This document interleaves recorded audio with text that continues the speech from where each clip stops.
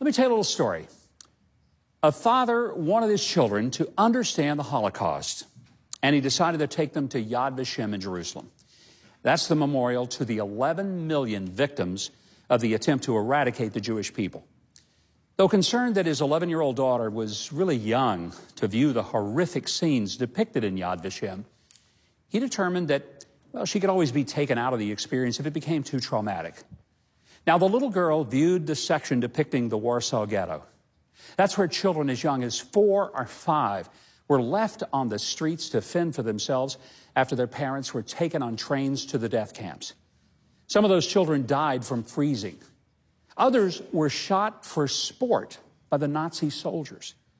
And that's verified because the Nazis actually took photos of themselves doing it, as if they were proud to engage in such barbaric behavior.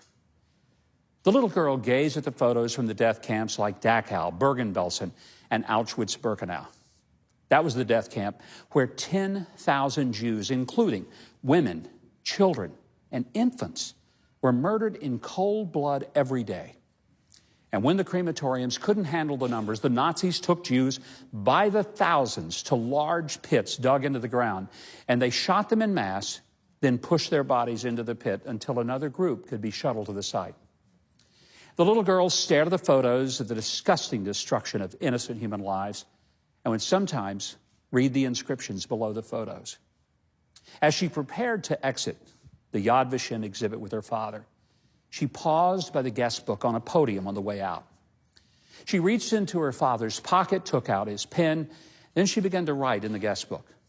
She put her name, address, and then she paused when it asked for comments.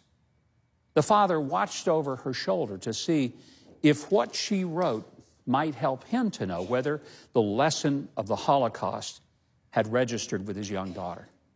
As he watched, she wrote words that he'll never forget. She simply wrote, "Why didn't somebody do something?" That's all she wrote. But her words were haunting. Why didn't somebody do something?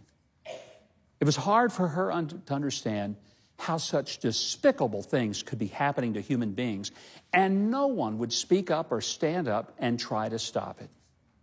She put the pen back into her father's pocket, and she didn't speak for several hours. But he never had to ask again if she understood the lesson of the Holocaust.